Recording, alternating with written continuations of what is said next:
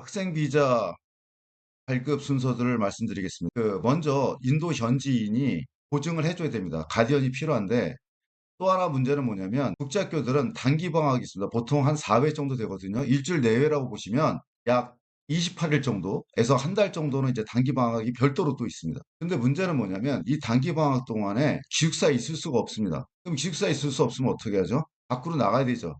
만약에 부모님이 현지에 같이 동행해서 유학 생활을 하면 모르겠지만 그렇지 않는 경우는 애들이 모텔에 가게 돼 있습니다. 인도는 그렇거든요. 그러면 애들이 학습 분위기가 모텔에서는 좀 그렇지 않습니까? 관리도 안 돼 있고. 그래서 이거를 보통 가디언이 해줍니다.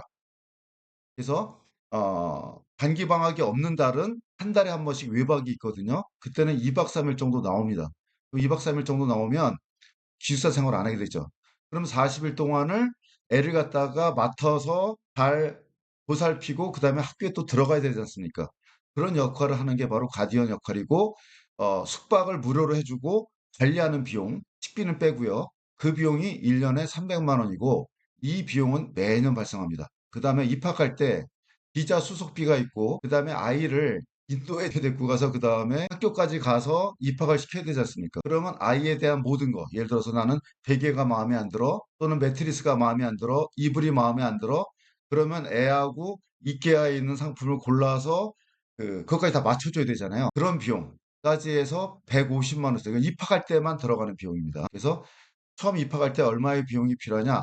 450만 원을 입금을 시켜줘야지만 이게 진행이 되고요. 이때 1년 뒤가 지나면 학교 다닌 지 1년 뒤가 지나면 300만 원을 또 지불해야 됩니다. 그 비용이 있고요. 그러면 가디언은 뭐 하냐면 학교 생활기록부와 성적기록부를 영문으로 발급이 되는 학교가 없습니다. 우리나라 국립고등학교나 뭐 중학교 보면 한글로 주시면 제가 번역기를 돌려서 그거를 학교에 접수를 합니다. 학교에 접수하고 그 다음에 이제 애를 예비반에 등록시켜서 공부를 시켜요. 그리고 공부를 시키고 나서 학년 배정을 받습니다. 학교에서 주무를 하든지 입학시험을 치른다고 보시면 맞습니다. 그래서 자기가 맞는 학년을 들어가는데 11학년, 12학년은 절대 나오지 않습니다. 우리 애가 고3이야? 그래도 11, 12학년 안 합니다. 왜냐면 인더스 국제학교 같은 경우는 IB 과정이라서 마지막 학년, 11학년, 12학년은 논문까지 써야 돼요. 거의 대학생 수준이기 때문에 전 세계 어느 국제학교든 11학년, 12학년으로 받지는 않습니다. 그럼 보통 몇 학년으로 받냐? 고등학생의 경우는 성적이 좋을 경우 잘 따라간다고 생각할 경우 9학년에 배정받습니다. 왜 10학년에 배정이 안 될까요? 이렇게 말씀하시는데 9학년, 10학년이 묶여 있습니다. 그래서 만약에 10학년에 배정을 받으면 시험에 9학년 과정이 나와요. 그렇기 때문에 잘하는 애가 9학년에 배정된다고 보시면 맞습니다. 그리고 아이가 맞는 학년을 배정받아야지만 제대로 따라갑니다. 그래서 말레이 국제학교는 나이대로 배정이 돼요. 그래서 애들이 못 따라가는 애들이 되게 많습니다. 그래서 유학 실패자가 되게 많이 나옵니다. 명심하셔야 될 게 뭐냐? 인더스 국제학교는 아이 실력에 따른 학년 배정이고요. 말레이 국제학교는 나이에 따른 학년 배정입니다. 그러니까 애가 정말 공부를 잘하지 않으면 말레이 국제학교를 보내시면 절대 안 되시는 거죠. 왜냐? 못 따라가니까. 그리고 또 하나 아셔야 될 게 말레이 국제학교는 90%가 영국계입니다. 영국계 국제학교는 고위 과정으로 끝나요. 그래서 중학교 2학년부터는 잘 안 받으렵니다. 받을 수 없고. 왜냐? 따라가는 게 너무 힘들어요. 아니, 우리나라 12학년제잖아요. 그래도 좋은 대학을 잘 못 가는데 11학년으로 끝내버려요. 영국계는. 그래서 갈 수 있는 대학이 아니라 국제학교가 페닌슐라 국제학교, 여기가 그 호주계거든요. 그 다음에 써네 국제학교. 이 문제가 뭐냐? 이 학교가 유명합니다. 뭐로 유명하냐? 기숙사 관리 안 되는 걸로. 애들 스마트폰만 하고 중국 애들이 한 70% 되다 보니까 안 보내느니 못한 결과가 나와요. 대입 결과도 없습니다. 왜냐하면 생긴 지 10년이 안 됐어요. 그래서 아주 어리고 엄마가 따라간다 하면 몰라도 만약에 기숙사 생활을 한다 하면 말레이 국제학교는 보내시면 안 됩니다. 왜냐하면 말레이 국제학교에서 가장 좋은 학교가 이제 가든스쿨입니다. 가든스쿨. 그다음 템비도 괜찮습니다. 트리케드도 그런 대로 쓸만한데 이 세 개 학교가 뭐냐? 기숙사가 제대로 없습니다. 그럴 때는 엄마가 따라가는 걸 권하고요. 근데 아이들이 사춘기가 되면 단체 생활하고 사회성을 키우는 게 좋기 때문에 기숙사 생활은 무척 좋거든요. 근데 말레이시아는 마땅한 기숙사 학교가 없다. 인더스 국제학교는 무척 그 기숙사 관리를 철저합니다. 왜냐하면 설립자가 별 4개 군인 출신이거든요. 38년 군생활했던 분인데 다관학교 같은 스타일을 보시면 맞습니다. 예, 그래서 학년 배정을 받는다. 그리고 이제 등록금을 납입하면 이제 시작입니다. 그래서 인더스 국제학교의 가장 큰 장점 중에 하나가 뭐냐면 가성비. 학교 시설은 어마어마하게 좋은데 이 학비와 기숙사비가 싸다는 거죠. 그래서 10학년까지 보통 2천만 원 내외입니다. 환율에 따라 좀 차이가 있어요. 지금 현재 기준입니다. 근데 11학년, 12학년은 논문까지 쓰기 때문에 약 2,300만 원. 그래도 싼 거죠. 그 기숙사비까지 포함입니다. 어마어마하게 싼 겁니다, 이게.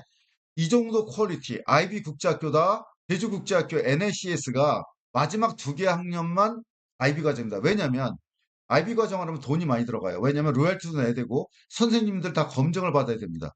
그래서 IB 과정을 많이 못합니다. 우리나라에서 이제 제주교육청하고 대구교육청, 이제 표선 중고등학교가 IB 과정이죠. 그래서 표선고등학교가 대학 진학률이 높기 때문에 지금 IB 과정을 아시는 분은 되게 잘 알고 계십니다. 그런데도 불구하고 그러니까 일반적인 IB 과정의 2분의 1 내지 3분의 1 가격입니다. 이게 1년 보낼 게 아니잖아요.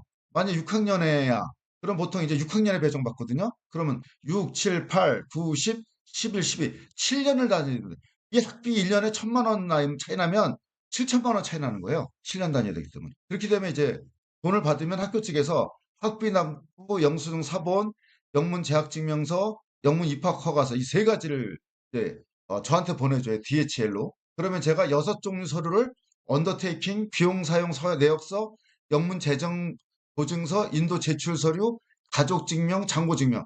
여기서 부모님이 해주실 건 딱 두 가지밖에 없어요. 가족 증명, 이걸 영문으로 발표해야 된다. 동사무소 가서. 근데 잔고증명은 언제 하면 되냐면 등록금 보내시기 전에 등록금 낼 돈을 잔고증명하고 보내시면 돼요. 그러니까 통장에 한 1,500 정도만 있으면 되거든요. 등록금은 입학할 때 입학금하고 한 학기 합쳐서 1,500만 원. 그러니까 1년 학비는 2천만 원인데 입학할 때 입학금이 있잖아요. 뭐 교복 비용서부터 해서 그런 비용 다 포함해서 양말비까지 보내요.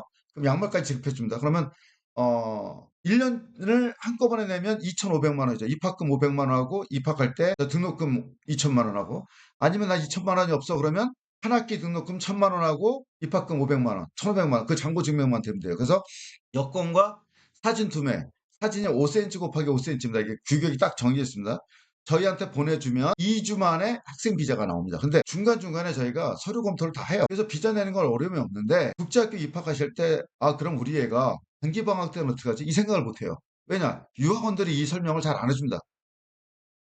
그다음에 국제학교는 여름방학이 깁니다. 우리나라는 3주 내지 4주잖아요. 근데 국제학교들은 보통 7주 내지 8주, 심지어 10주까지도 있습니다. 이때 애들 관리 못하면 안 됩니다. 그래서 만약에 방학 캠프를 보내잖아요. 그럼 방학 캠프비가 보통 한 달에 보통 500만 원 내외입니다. 그러면 약 1,000만 원 비행기값에서. 그래서 여름방학도 신경 아셔야 되고 주말까지 보증을 시켜라. 그리고 학교에서 나오지 말아야 되는데 이게 주말 관리가 안 되면 애들 망치는 겁니다. 이 말레이시아 같은 경우 또 인도 같은 경우 담배를 살 때 문제가 뭐냐면 신분증 조사를 안 해요. 그래서 잘못하면 오히려 담배를 배울 수 있습니다. 술 먹고. 그래서 이 주말 관리를 철저히 해줘야 되고요. 그러면 인더스 국제학교 비용 얼마 드냐? 제가 볼 때는 2천만 원 내외 들죠. 그죠? 그다음에 저한테 가디언비 300만 원 내죠. 단기 방학 때 애가 자야 되니까.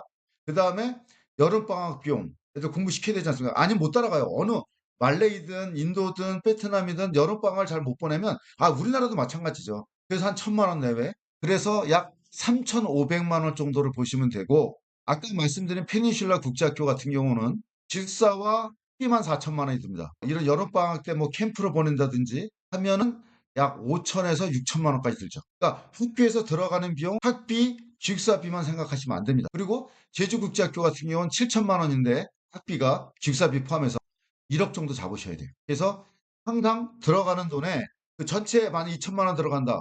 그럼 최대 2배, 약 3,500만 원 정도 잡으셔야 되고요. 만약에 페니슐라 국제학교처럼 4천만 원 들어간다. 그럼 6천만 원 정도 잡으셔야 됩니다. 실제로. 그러니까 학교에 요것만 들어간다라고 생각하지 마시고요. 좀 더 넓게 잡으셔야지만 부담이 덜하고 보내실 때 그것도 생각하셔야 돼요. 그래서 여름방학 관리가 안 되면 안 된다는 거. 또 하나 아셔야 될 게 뭐냐. 제2외국어가 필수입니다. 그럼 제2외국어는 중국어 있고 그다음에 스페인어 있고 그다음에 뭐 독일어, 뭐 프랑스어 있는데 애들이 공부를 못하는 경우는 한국어를 선택합니다. 한국어 잘하잖아요. 그럼 이것도 별도의 비용입니다. 왜? 한국어 선생님이 안 계셔요. 그럼 외부에서 들어오든지 줌으로 수업하든지 그런 문제가 있습니다. 그래서 국제학교 보낼 때는 영어는 반드시 필수고 그다음에 두 번째는 뭐냐면 제2외국어도 준비시켜서 보내시는 게 필요하고요.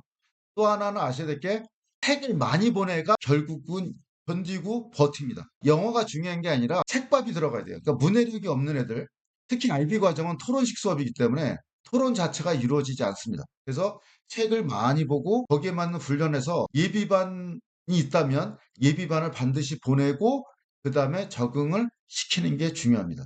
또 하나 아셔야 될 게, 나는 못 따라가. 근데 그 학교가 기숙사가 없네? 어디다 맡기자. 말레이에서 홈스쿨링은 불법입니다. 이거 명심하셔야 됩니다. 저도 몰랐는데 이거를 갖다가 친구가 찔른든지 하잖아요. 애들끼리 이제 그걸 아니까. 그러면 무조건 강제 추방되고 두 번 다시 입학이 안 됩니다. 입국 자체가 안 돼요. 그래서 부모가 따라가야 되든지 아니면 기숙사에 넣던지 둘 중에 하나입니다. 그래서 홈스쿨링은 불법이라는 거 알고 계시고 움직이셔야 됩니다. 그러니까 내가 알고 있어야지 유학원하고 상담이 정확히 이루어질 수가 있습니다.